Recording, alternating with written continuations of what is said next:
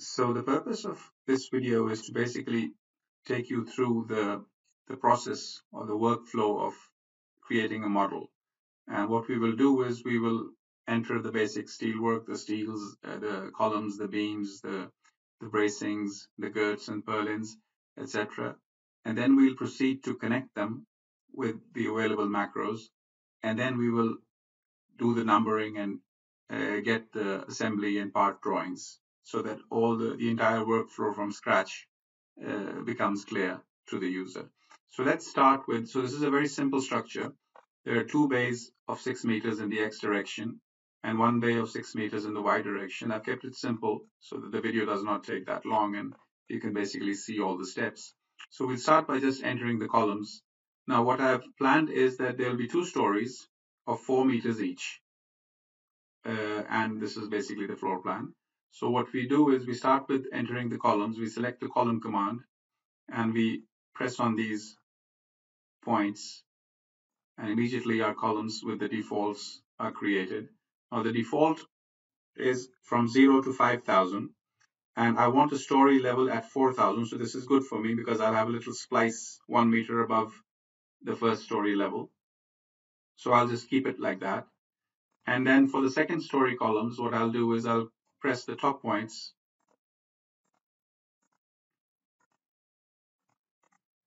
And this time, I just select these top columns from there, press enter, and say 0. And because it's already the top of the bottom column is at 5 meters, and I want my second story to finish at 8 meters, I'll say 3,000 more. So it's already at 5 plus 3, which will make it 8. And when I press OK, I get my second story columns. The first story will obviously be at this level, and the second story will be at the level of 8 meters. So now after entering the columns, I'm going to try and enter the beams on the first floor, which is at a 4,000 meters level, 4,000 millimeter level. And for that, it's always a good idea to not work in the 3D, but rather go to the specific plan view at elevation of 4,000 millimeters, which I've already created by basically selecting the grid and saying create all the views on the grid. And that command has created all these views which you see on the tree view. So I'll just double click on the 4 meter level plan. And when I do that, I immediately get the top view of that plan. And when I start entering the beams, they will be entered at the 4 meter level. So I just go to my beam command and I can snap from here to here, from here to here, like that. And then in the other direction. Of course, I can copy them as well if the number was very large, but since the number is very small, I'll just continue like this. Now I'm going to make this a little bit complicated. I'm going to enter some more beams in the midpoints, and as you can see, I'm snapping to the midpoints of the segments automatically, and this is by my snap settings. And the more segments I create, so for example, now if I snap, I can snap to the midpoint of this segment as well. So I can snap to from here to here and from here to here. And now I can, for example, if I want to create a vertical beam, so this distance is 6 meters. So what I can do is I can divide it into a couple of areas. So let me just enter a beam from there. Let's say DX 1000. And then hover over this point and say DX 1000 again, and I have my beam created at 1000. And now I can just take that, press the copy command, linear, another 1000. I can enter that over here. And I say another 4 copies, and I get my beams at that point. I can take all of them and select right click and say copy and take this point to this point, and I copy that to the right side. Now, what I can do again is I can take this whole set from here and here and mirror them to the other side as well. Say run, and my beams will be mirrored to the other side as well. This is basically what I wanted to do. I can now enter maybe 1 or 2 more beams if I wanted. I can go to the beam command and I can go from here to here and from here to here. Similarly from here to here and from here to here. Now that I've entered the beams, I can continue with creating the horizontal bracing on this floor.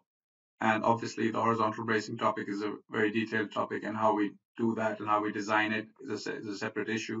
Now, right now, since I'm only trying to show the workflow, I'll just immediately start creating the horizontal bracing. So I'll just go from here to here. From here, if you notice, I've used the horizontal bracing command so that subsequent filtering becomes easy. And also, there are other advantages of using particular commands like that.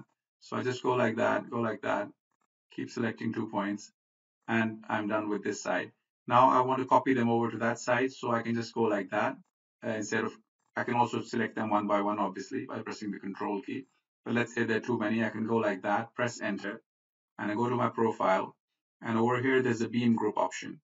And when I do that, I see the horizontal braces, and I can double click on them, and my horizontal braces are selected. This would obviously be of much more use if there were many more in number. So now I just right click, say copy linear from here to here, and they're copied. And now once again, I can select the whole set, press enter, go to my frames, double click on the horizontal bracing, get out of the dialog box, right click, say mirror, and the mirror actually has been previously defined as well, so I don't really need to change it. I can just say run, and my horizontal braces have been mirrored on the other side. Now, if I were to go to the 3D menu, 3D view, I can see that all my beams and horizontal bracings have been entered at the 4-meter level. And this is exactly what I was doing. I was working in this view, which is the plan at elevation 4,000 millimeters. And by working on that view, I've ensured that all the elements which I enter are now in that at that level, which is exactly what I want. Now, I'm not going to worry about the exact placement of these horizontal bracings at this point. We'll talk about that later. But all I've done right now is just enter them. And this is what I want. So now that my first floor beams and horizontal bracings are ready, I can just rotate the view a bit to the side and select like that the first floor. And then I can just right click, go to my copy command again, and reset the numbers over there and just enter 4,000 for a Z direction copy of all the beams and horizontal bracings. And like that, immediately I get my second floor as well. So now that I have my 2 floors, the next step is to create the vertical bracing, which is on this side and on along the 2 bays. And for that, the best way we can go forward is to create the view on line 1, which we've already done by using the grid commands. So I just double click on this view on line 1, and I'm looking at the structure from the side. It's a good habit to immediately put your work plane in that view as a general rule. It's not necessary, but it's a good habit. So now I go to my vertical bracing command, and I go from here to the middle, and I go from here to the middle. Similarly, from here to the top, and from here to the top. And now I can just copy all of them by giving it a linear copy of 6 meters in that direction, and they're copied. Now, what I can do is whatever profile I want. So this one right now is a cross angle. It's a cross angle, and I'm okay with that, with a 12 millimeter distance between them. I can keep it like that. If it was different, if I wanted a different profile, I could have changed it and I could have matched the elements to each other. Now that I have the braces on this side, what I can do is I can select all the vertical bracing. So I can just go select like that, press enter, profiles, group according to the beam group, and select the vertical braces. Double click on those, and I've got them selected. Now, what do I need to do at this point? All I need to do is just basically look at it like this. Go back to my 3D to see the results as well. This is my Z direction. So the X, Y, and the right hand rule will give you the Z direction in this way, and this is the minus Z direction. So all I need to do, if I'm unsure of the Z direction, I can just put my plane back to the global one. So now I know this is the Y direction, and I can go copy special linear and reset that. And in the Y direction, I can just go 6,000, or I can just select the distance, and that would have done the trick as well. So I've copied the bracings now on both sides, and now I have my vertical bracings exactly the way I want them. Now, we haven't adjusted neither the horizontal bracings nor the vertical bracings. We'll talk about that later. For the moment, we're just entering the basic structure. After entering the basic structure, we can now focus our attention to the girts or the rails on the outside. And for that, we have this command. We can also obviously enter them manually, but it's easier to just use this command directly. And what this command does is if you go and you select this column and then this column over here, it immediately creates the girts between those two columns. And then we can also go ahead and select this column, and the girts over there will also be created. Now we can continue by selecting this column, and then this column, and the one at the end. It will automatically find the column in the center. I'm not selecting that if you've noticed. Just selecting this column and the last one. And it's automatically finding that there's a column in the middle as well, and it's dividing the girts at that point. So that's automatically done for you. And if you're not happy with this arrangement over here because of this splice, what you can do is you can modify the distances from inside the macro. What you can do is you can just go inside, press enter, and you have all this complete control over exactly where the girts and what the interdistance between the girts will be. The good side of using this command is that it already does the adjust for you. So these are already placed at the sides of at the faces of the columns, but they are placed in such a way that the finite element model has been preserved. So if I were to go to the finite element model, you will see that, let me just remove the release symbols because they create clutter and turn on the nodes. So you will see that the finite element model has been preserved with the nodes, and it has automatically divided the girts wherever there's an intermediate column. And this is a very handy feature to have. We go on the other side and use the same girt command once again for this column and the column over here, and then this one and this one. And let's just leave the other side open. We don't have to finish all the sides. And now with a few simple clicks, what we've managed to do is we've managed to maintain the finite element model, and we've managed to enter the girts by using this very useful command. And like I said, if you were not happy with the distances between the girts, all you needed to do was press M enter, and you would get full control over exactly what you can even in fact create wind loads by using this command directly, but we won't be talking about that right now. Now, these rails which we've just entered are primarily to take the wind load, and that's why they have been oriented in such a way that the strong direction is the direction of the wind load. But they also carry the load of the cladding, and that load can also be substantial considering that these profiles are not very strong in the weak direction. They're pretty weak, in fact. So it's common practice to have what we call sag rods, which basically divide this span into however many pieces we want, and the last one is turned towards the edges. So it basically it basically converts those sag rods into supports, mini supports over here, and then instead of having a span of 6 meters, it behaves as if it has 3 spans of 2 meters each. So that's a lot safer. And of course, we need to create these sag rods by maintaining the finite element model as well if we were going to use that for analysis. If we are not just detailing, then we at least need to produce, we would still need to maintain the finite element model, although like I have mentioned previously, it's not a requirement, but there will be many advantages of preserving that finite element method. So for that also, we have, just like the Girds, we have a very nice command. If you press shift and enter, you can see you can do all kinds of arrangements by entering the distances and the profiles and whatever. So all you do is you select this command, you select the bottommost gird, and you select the topmost gird. It will find all the girds in the center. So it's asking for a point as well, which you can just right click. So it's going to find all the girds in between and create the sag rods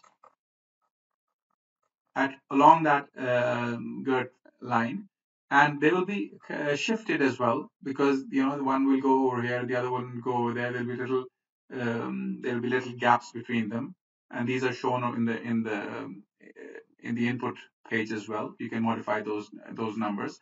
But the beauty of this is that the finite element model has been preserved. So the finite element model is still there. It's attaching on to the girts. You can see these nodes over here, and the offsets which have been given have also been adjusted. So if I were to double click on any one of these members, you can see that it has these offsets inside, which have placed it perfectly to match up with the middle of the girds. So it's extremely easy to use. All you need to do is just click the command, select the bottommost gird, select the topmost gird. There's a point option which you can limit the area, but we're not going to use that right now, and create our sag rods. Let's turn to the other side, enter the command again, select the bottom gird, select the top gird, right click, and the sag rods are done. Once again, select this one, select that one, right click, and your sag rods have been placed. All perfectly preserving the finite element method, while at the same time adjusting them according to the location of the girds. Now I want to come back to the issue that we have not really dealt with how these horizontal bracings have been created. And obviously the way they have been created is not appropriate for detailing. So what we need to do, as we've discussed in some other videos as well, is to take these horizontal bracings, maybe change their rotations, also maybe bring them down so that they're behind, and then that's not going to be enough because there will be some grating coming on top of this or some checkered plate. So we might even need to push this further back an amount of 80 millimeters, for example, which would be a suitable number. And this is the way we want to see our horizontal bracings. Now we could have, of course, entered them like that, but I'm not too worried about it at this stage. So this is basically where I want my horizontal bracings to be. And at this stage of entering my building in the basic workflow, I will start looking at adjusting the model. And in this particular model, since the girts and the sag rods have already been adjusted because we've used the appropriate commands, but the horizontal bracings and the vertical bracings were not adjusted. So what I need to do is I'll just select, I'm going to adjust the horizontal bracings first. I can do all of them together as well, but since I want to take you slowly through the process, I'll select the whole building, press enter, select the profile button, select the beam grouping option, and here's my horizontal bracings altogether, 48 of them. Let me double click on these, close the property enter, and as you can see, the horizontal bracings have been selected in the background. Now all I need to do is go to this auto adjust command over here. It's in the steel menu. And when I do that, it has options to adjust many things. It has the options of adjusting horizontal bracing, vertical bracing, trusses, column splices, beam splices, frame splices, sag rods, twins, etc. Right now, I'm only focused on the horizontal bracing part. And if you remember, there was this distance of 80, which I had decided upon. I can change that distance over here if I want. The default is 80. I can change it to 90 if I want, or some other number. Um, there are some other options which are complicated, like, for example, when the horizontal bracing comes at a certain level where the incoming beam is so small that it's actually going under it, and it could be so close to the bottom flange that you might actually want to have a certain clearance rather than keeping it too close. So you can enter those clearances, etc. You can even have the options of rotating them so that they are more suitable for detailing, because the rotation of these horizontal bracings will not really affect the analysis, because they only carry axial force and there are no zero members as such, which are changing the buckling lengths. So the detailer always has the option of changing the rotation of these members to facilitate the detailing. And here also we can ask the program to change the rotation if necessary. But in our case, since they're only angles, it won't be necessary. So all I need to do is just press OK, and the horizontal bracing adjust has been finished. I can just close this.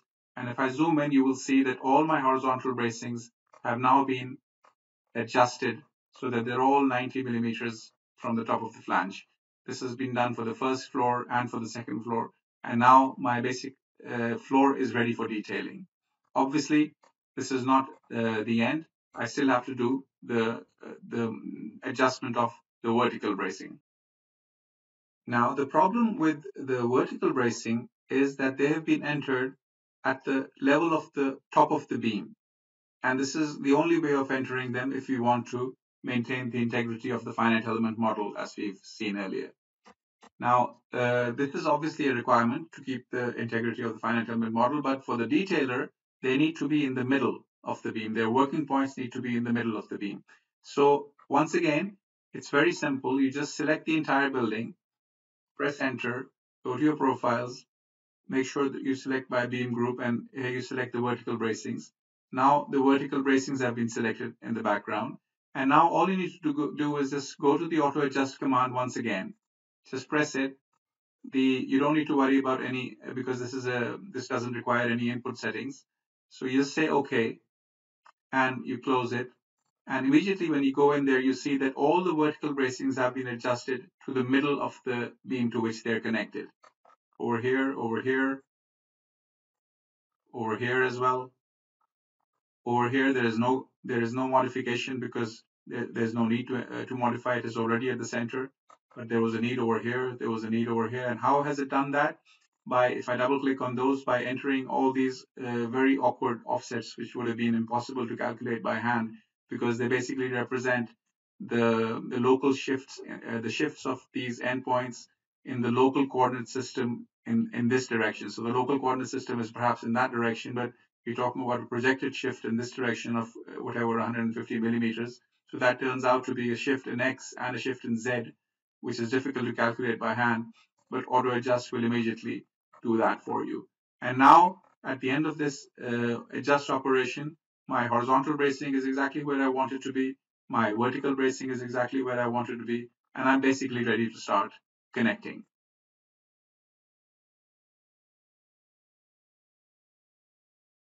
So let's start by trying to connect the beams over here.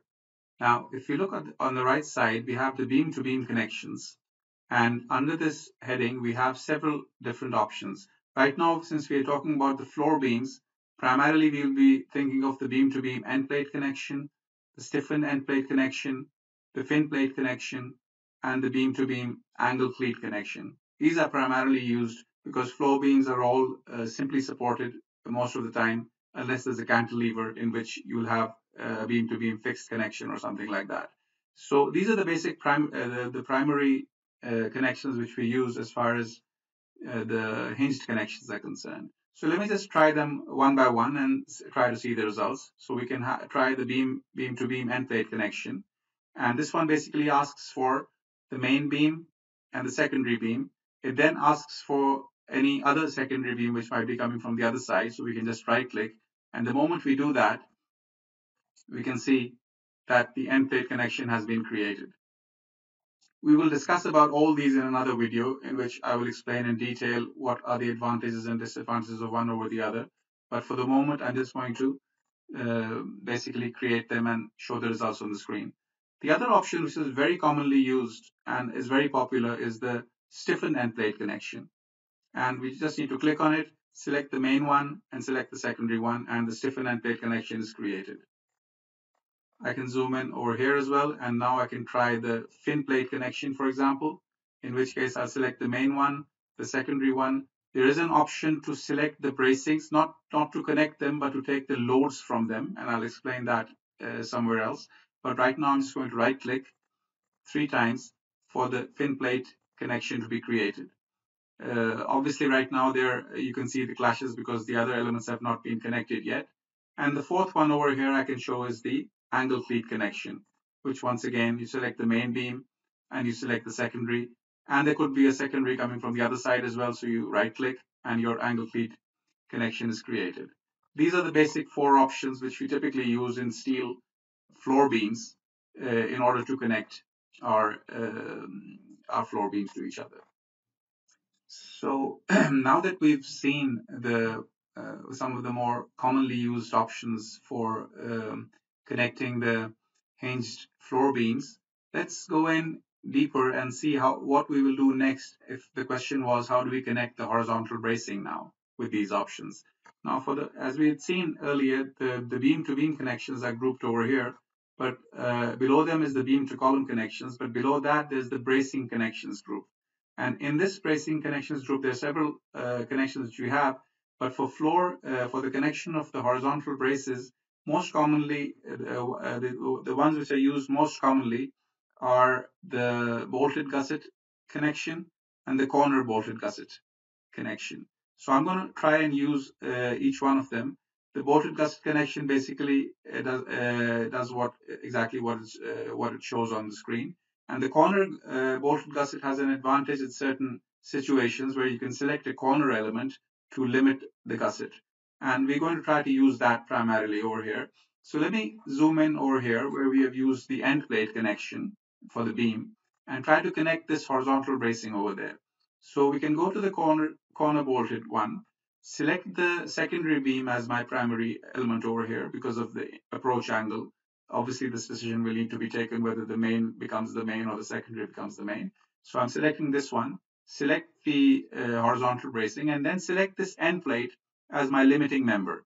And the moment I do that, a connection is created, which is quite nice. It basically creates a very simple and nice connection. If I were to just select the assembly over here and just show that only, you can see that this is what the assembly will look like when it goes to the site.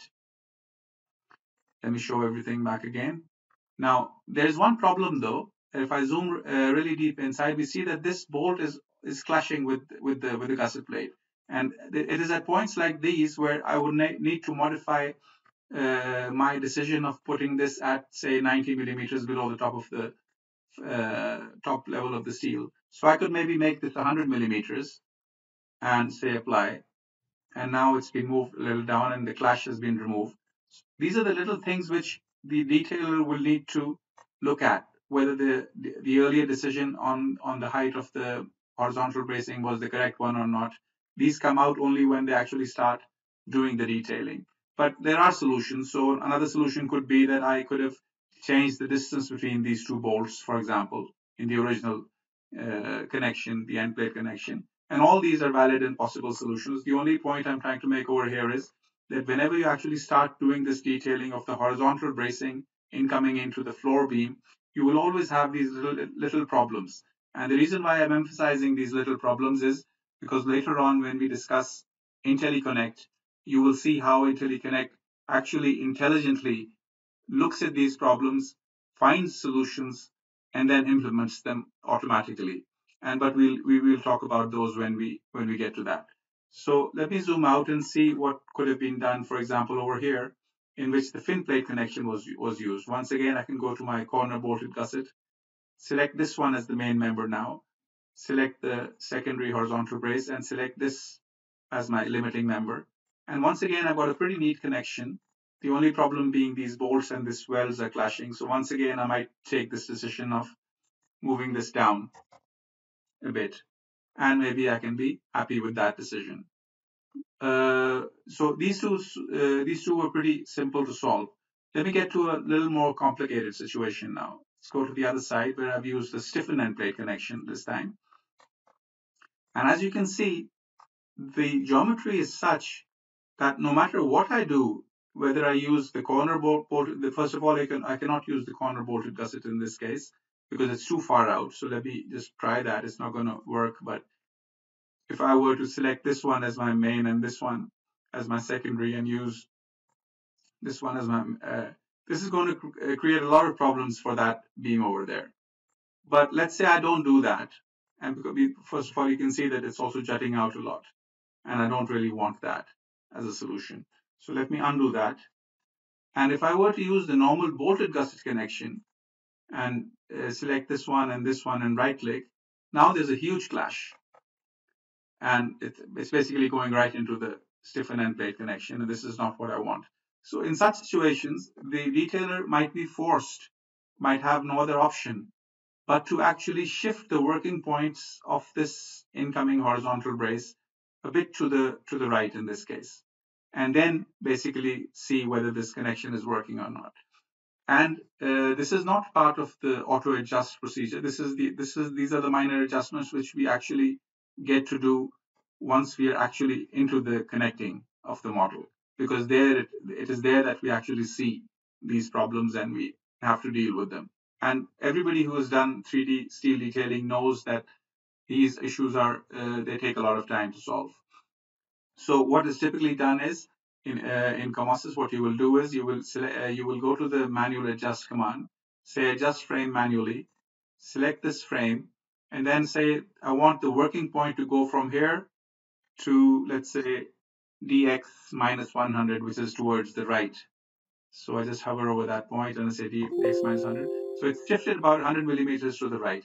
But I can see that even now it's not really doing exactly what I want. I might need to make some modifications in my macro, and I can do that. Of course, I can go in there and I say maybe lessen this number to 50, so that's much shorter, and also maybe even smaller, maybe because it's doable over there, 40, and also remove the inner stiffener, or the other one, maybe this one. Yeah. So this is a solution which I can now accept. There is a gusset stiffener over here in order to protect the web because of these high axial loads.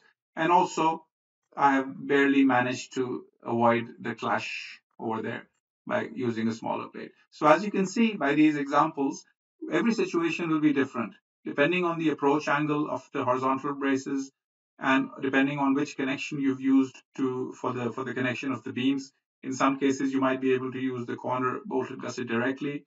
In some cases, you will need to actually shift the member. But the good news is that all this is handled quite intelligently and without wasting much of your time by the IntelliConnect command, which we will discuss later.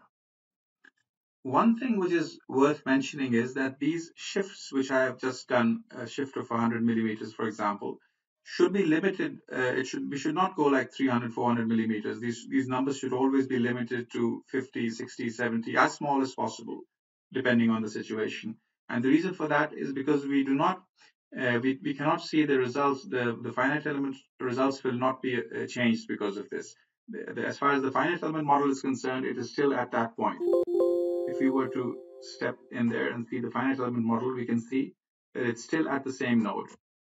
And so our results of this beam will not include the extra minor moments which will be created because of this shift, because this incoming horizontal brace is now hitting the beam and not at this point. Had it been at that point, the moments would have been minimized.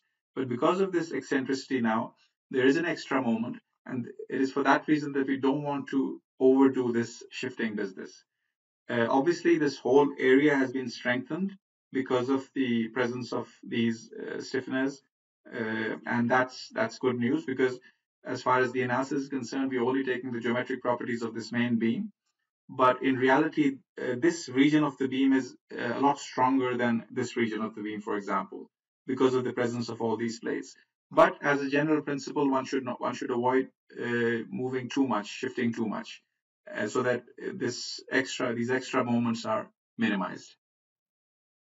Another area which poses unique challenges, and experienced detailers will know that a lot of time is spent on these beam column joints, where there's a column and there are beams framing in from both directions. They could be from all four directions, and there are also vertical braces framing into it. And to make matters even worse, sometimes there is even horizontal braces which come into the same point. So this joint over here is actually a very complicated joint, and a lot of consideration needs to go into it. Typically, we have the framing side in which the connection might be a fixed connection, and there's a simply connected side in which we have the simple beam column connections. Now, if you were to rotate to the other side, which is the framed side, which is the strong side of the column, as you can see, the flange of the column is facing this beam.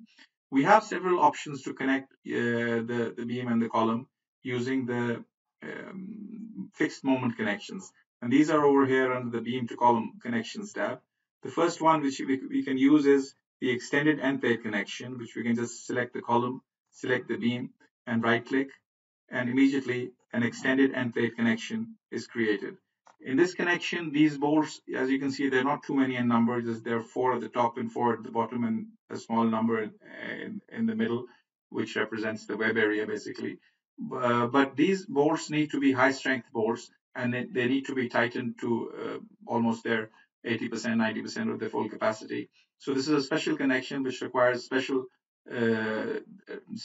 capabilities from the labor side as well. They need to be experienced in tightening these bolts to the required torque requirement. So this is one connection which the user can use to create a moment connection. Another option could be the flange plate moment connection. And this one, once again, you select the column, you select the beam, and you right click, and a flange plate moment connection is created. And this is like a splice connection, which is framing into the column. These bolts don't necessarily have to be torqued or tightened because these are normal shear connections. This is another option which we have. One thing to note is that in all these connections, there will always be these stiffeners at the back. And the reason being that beam is actually transferring huge axial loads at the flange levels. So you always need these stiffeners at the backside. Now, the reason I'm mentioning this is that these very stiffeners will create a problem for the other side when we try to connect this beam into it. The mere presence of those stiffeners becomes a problem. And all detailers who've worked with steel structures know that this is a huge problem. So let me just delete this one as well and show you the third one, which is directly welded. You can also directly weld a beam into it. So in this case, you select the incoming beam and the column, and then you basically right click and you have a directly welded connection. This can also be used. This is very commonly used. The only thing which we do is that whenever we want to use this one, we usually have a little splice over here in the beam, because this would be a very awkward thing to transport, a column and then a long beam coming out of it. That would really ruin all the transportation requirements. So in that case, what we do is we have a little stub coming out rather than having the full beam coming out. We break the beam at this point. We directly weld it to the column, and then we have a normal splice over here so that we don't have this transportation issue. The one I'm going to use today is the haunch connection. So I can just select the column and the beam, and immediately a haunch is created. This haunch also has the stiffeners at the back side. If I go inside my macro, I can also have the option of creating this middle stiffener as well if I want. So there you see the middle stiffener over there. Now we talked about the problem these stiffeners create for the other side. And over here, I'm going to show you how Comosys quite easily handles this problem. So over here, we have the beam to column connection for the simple side. So it's the stiffen and end plate connection once again. What you do is you simply select this one, you select the column, you select the beam, and now you can either right click, but since there are these stiffeners which are creating a problem, you can zoom in and select the top stiffener, select the bottom stiffener, and if you want, select the third stiffener as well, but in this case, it won't be needed. So I'm just going to right click. And when I do that, this connection actually modifies the stiffeners which are coming from the other side. These stiffeners were there because of this connection. But what it did was it modified them to accommodate this new connection, this new stiffen and plate connection. And that's a huge advantage. And the only thing we have left now is to somehow find a way to connect this vertical bracing which is coming in. And for that, the most appropriate one is the corner bolted gusset. So I can just select the column, select the vertical brace, and then select the top stiffener. And immediately my vertical brace connection is created. So with a few clicks, if you notice, I've just with 2 clicks I created the haunch connection. With 3 clicks I created the stiffen end plate connection, and then with 2 clicks I created this one.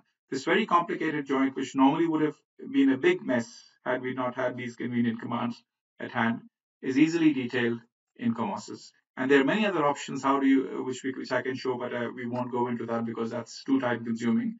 But the good news is that most of these commands have been tailored so that you don't waste much time on these complicated connections.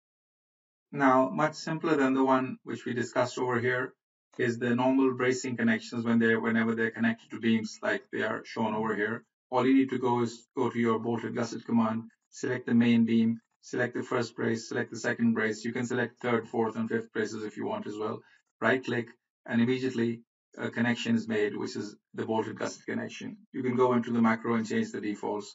Once again, you can go to the other side, go to the same command, select the beam, select the first and second bracings, right click, and your bracing is immediately created very simply. Now let's see what we can do with the base plate options. So we've got several base plate options. We're not going to go through them all. I'm just going to do one simple example just to show you what we can do. So let's select this base plate over here, select this column, and immediately the base plate is created. If I select the other one, that one will be created. If I select the third one, that one will be created. And obviously there's a clash right now as far as this vertical bracing is concerned. Let me get this one out of the way so that we can see better. Yeah. So this vertical bracing is now clashing with this main plate over here as well as with this one. So this main plate obviously cannot be removed, but this one can. So we can go inside the macro and remove the P2 stiffener. And once again, this plate is removed from the connection. And now what we can do is we can go back to the corner bolted gusset connection, select the column, select the vertical bracing, and select the base plate, and my corner bolted gusset is created. Obviously, this is not exactly the way I want it to look, so I press M and enter, and I need to pull it back a little. So what I'll do is I'll go in there, and I will go to the bolt section and give it a number. Say 100 might be appropriate, I'm not sure, but we can see. Yeah, 100 seems to be about right. So I pull it back a bit, and now it seems to be okay. But obviously right now there's a clash between this gusset plate and this pink stiffener over there, and both of them are important. I cannot delete the pink stiffener because it's a major part of the base plate connection. So what I can do is I can go to my edit menu and go to my edit plate and say plate versus plate adjustment, which is a very useful command in which several plates can modify a particular plate. So in this case, I select my gusset plate, which needs to be modified, and it needs to be modified according to this pink plate. And when I select the pink plate and right click, immediately we can see that it has been modified to go all around. So if I were to now just show this plate in isolation, you can see that it has been modified like that. So these are very simple tricks, and very quickly with a few clicks you can go about creating your entire model. And obviously we're not going to go and connect the entire model like this because it's going to take a lot of time. For the purpose of that, this video is not needed. I've shown you the basics. The only thing which is left to show now is the sag rods and the girds, and we'll talk about them now.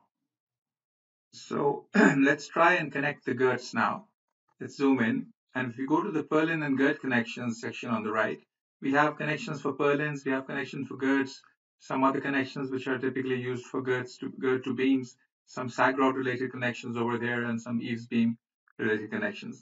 Now, if I go to the gird connection, I can just select the column, select the first gird coming in at this point, and select the second gird coming in at this point, and immediately a gird connection is created, as you can see over there. Now, this single macro over here actually has many options. If I were to press M enter, we can modify this into, for example, an angle type connection, in which an angle type connection will be created. Or I can modify it into a bracket type connection, in which a bracket is created, but also the girds need to be cut. And then there's another one which says bracket type without a cut, and that one can also be used. And there's a folded plate option, which is more often used with purlins, and there's the same profile option as well. All these can be used very easily for different purposes. So over here, this same profile one is basically using the same profile as the gird itself at the top. You can also put it at the bottom. But with a few clicks, you can do both these locations where two girds are framing in, and also the one where a single one might be framing in. So you can just go like that and right click, and now the single connection is made. Now let's get to the sag rods, and sag rods can be of two types. There will be the vertical sag rods which come in and frame into the girds directly, and for them all we need is basically a hole in the gird and a nut on the other side. So for that we simply use the sag rod connection, and we select the gird and the sag rod, and the hole is created at that point. Similarly, if we select this one and this one, it will come through that. And this is very simple. But there's another one which is the inclined one, and the reason why this is used is because all the load which has been accumulating from the bottom up, which is because all these sag rods are acting as supports, so all the support reactions are accumulating in these sag rods. And when it gets to the end, we want to take that final load, all the accumulated load, right to the edge of this final gird, because if you take it right to the center, then it will be a huge load. But the closer it is to the end support, the lesser of an impact it has. So the last sag rod is usually inclined like this. So for this case, if we select the gird and the sag rod, immediately a more complicated connection is created, which is very suitable for carrying this kind of an axial load. If you do it from the other side, then it's created in that fashion, and it's very easy to use. Now, after a few hours of clicking, you can see that the entire building has been connected using the very same commands I just shown you a while ago, and the different options I've used I've also mentioned. And it's not very difficult, it's not very complicated, but we will discuss in IntelliConnect how we can even get rid of these 4 or 5 hours of manual detailing, or not manual detailing, but rather using the macros manually at each joint. And we will show you a revolutionary way in another video called IntelliConnect, where we will actually get rid of all this hassle and the building will basically connect magically by itself. And if you're thinking that that was a very simple case and perhaps Comosys is limited to only dealing with such simple buildings, then you can see over here that all sorts of complicated buildings with all sorts of complicated connections are modeled quite easily in Comosys. This is a very large structure. It's a mill building. You can see various connections which have been made. Some of them, most of them have been made by the automatic macros. Some of them uh, have been made manually because of the complications which they exhibit. But the overall image, the overall message which needs to be given over here is that no matter how big your building is, no matter what the size, no matter how complicated it is, it's extremely easy to model it in Comosys and finish the detailing much quicker than any commercially available program.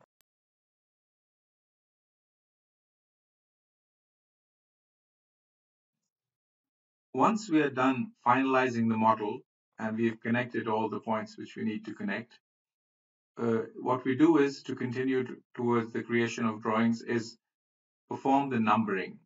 This tool is available under the Drawing and Reports menu, and all you need to do is just come to this top option over here, press it, this numbering form will appear. Now, this is a detailed topic which needs to be explained in its own right, and I'm not going to discuss the details about all these parameters. But the basic idea is that once you do the numbering, every part, every assembly, and every part will be given an assembly and a part number. And this is a feature which is very commonly used in steel detailing programs. So we don't need to discuss it in this video, which is basically about the workflow. So just come to this command and say apply and start numbering. And when you do that, Comosys will start the numbering process and very quickly it will be done. It will give you this message of numbering completed. Once the numbering is done, we can double click on any element to see what the numbers are. So if I double click on this beam, for instance, I can see that it has a part number of P22 and an assembly number of B11. This numbering process, like I said, needs to be explained separately. But for the moment, let this suffice that every part in Comosys will have a part number, but only some will have assembly numbers. So those parts which are the main parts of an assembly. So for example, this is the main beam. Let's right click on it and say select assembly. And we can see that the entire assembly is selected. We can say show only. And then we can zoom in and see this is what this beam will look like. This is the way this beam needs to be manufactured and sent to the site to be bolted on to the rest of the structure. This whole assembly has an assembly number of B11, whereas each individual part, so for example, this plate which resides on that assembly has a part number of P21, as you can see over there. Similarly, this gusset plate over here has a part number of P70. So Comosys will basically do the entire numbering for the entire structure, making sure that those parts which are similar, so for example, this assembly and this assembly are basically the same. Both the connection ends are the same, the lengths are the same and everything. So if we were to double click on this one, it's called B1. So this one over here should also be B1. So if I double click on that, we see that this is also B1. Similarly, this one should also be B1. So in this way, Comosys goes through the entire model and numbers the entire structure, and every single part and every single assembly is numbered so that then we can proceed with the creation of the assembly and the part drawings. Now, once the numbering has been finished, we can proceed with the creation of the assembly drawings and the part drawings. There are three types of drawings associated with steel structures: the general arrangement drawings, the assembly drawings, and the part drawings. The assembly drawings and the part drawings are completely automatic and are created by the program automatically, saving literally hundreds and sometimes thousands of man hours, depending on the size of your structure. All that's important is whether the model which you have created is accurate or not. If your model is accurate, if there are no clashes, then the drawings will be accurate and there will be no contradiction within them. And you can safely send them to the shop, and the shop will use those drawings to actually manufacture those parts. Comosys has already been used in literally hundreds of very large structures and has a proven track record, and there's no issue with the creation of drawings. And the quality of the drawings is also very nice and very clean, and very little time needs to be spent, if any, to clean up the drawings. Now, to create the assembly drawings, all you need to do is basically select, and you can select the whole building if you want to, or you can select a certain number of elements, and you simply right click. You go to the create drawings menu, and there you have this option of creating part drawings or assembly drawings. You have the same option over here to create drawings, assembly drawings, part drawings, and there's some other types of drawings which you can also create. So all you need to do is basically select these elements, right click, go to the create drawings option, and say assembly drawings. When you do that, Comosys in the background will go through all those procedures to create the assembly drawings of the selected parts automatically. And they're all grouped over here in this drawing manager. Here you see that it has created all these drawings, which were the selected pieces, all the assembly drawings of those pieces. So we can select on any one of them, double click on any one of them. So let's go on B11, which was the long main beam, and double click on that. And when we do that, Comosys will open up the drawing for us. And when we see the drawing of that assembly is completely done over here, you can zoom in and see all the wells, all the dimensions, all the parts have been shown very clearly, and you can go around and see every single part on this assembly has been detailed separately as well. These are optional. You can change the options whenever you want. So for instance, if I wanted to modify the accuracy of this dimension so that I don't want to show the first decimal place, all I need to do is just go into the macro, double click it, go into my dimension properties and reduce the accuracy of that dimension, and then just say execute again. And the moment I do that, immediately my dimensions have been modified. As you can see, the drawings are very clean and no work is needed to further clean them up. So once you have drawings of this quality with the wells and the dimensions and the annotations have all been shown clearly, then there is no work left, and all you need to do is just send this off to the shop for manufacturing. Now, just like the assembly drawings are created completely automatically, so are the part drawings. And like an assembly drawing is basically the assembly drawing of, if I were to select this assembly and just say show only, then an assembly drawing basically means the drawing of this entire assembly. And so each individual part where it needs to be welded along the main part and the dimensions along the main part are all given in assembly drawings. But besides the assembly drawings, what the manufacturer also needs are part drawings for each individual part. So for example, they will need a separate drawing for this plate, a separate drawing for this one, a separate drawing for this one, a separate one for this. And similarly, for each and every single part in the entire model, a different drawing will need to be created. And that's what they need to be prepared for the assembly manufacturing, because the first step which is taken is to manufacture the individual parts. And then these individual parts are welded onto the assemblies. So in Comosys, the creation of the single part drawings, as we call them, is also completely automatic. All you need to do is select whatever part. So let's just select this plate and this plate and this plate, for example, and right click and go to create drawings and say create part drawings this time. When I do that, immediately my part drawings are created automatically. When I double click on my drawing manager, I see that those part drawings, the P21, P48, P70, they're all over there. Let's just double click on P48, for example, and see where it takes us. And we can see that this is the drawing of that particular plate. each dimension has been given, each dimension has been shown accurately and clearly. The material list is over there where you can see the part name, the material, how many of them are required in the model, the net length. In the entire model, 32 pieces are required, it says, and these are the lengths and the weights of one individual, and then the totals are given. And it also tells you which assemblies actually use these parts. So B4 and B10 and B9 and B11 all use these parts. Now, this obviously all this can be customized to whatever your needs are, but you can see that the clarity of the drawing is very neat, and the manufacturer can basically just use this information directly. So as you can see, Comosys is not just a finite element package. It's not just a 3D modeling package, and it's not even just a drawing creation package. It's all these things put together in one powerful package, which takes you seamlessly from a greenfield project where you can begin your design, enter your steel elements, do your loading, create your load combinations, select your design codes, do the analysis, do the design. Once you're satisfied with the design, you can then use the very same model to continue on with the detailing. There is no need to transfer data from some other program into some other program, because that's always a cause of concern, and that's always the reason why where data is lost and there is miscommunication between two softwares. But in Comosys, the very same finite element model is continued on into the detailing model. And once the detailing is done, then the very same detailed model is used to create all your assembly drawings, all your part drawings, and also your general arrangement drawings. I have not talked about the general arrangement drawings because they are a subject in themselves. I've talked about only the automatically created drawings.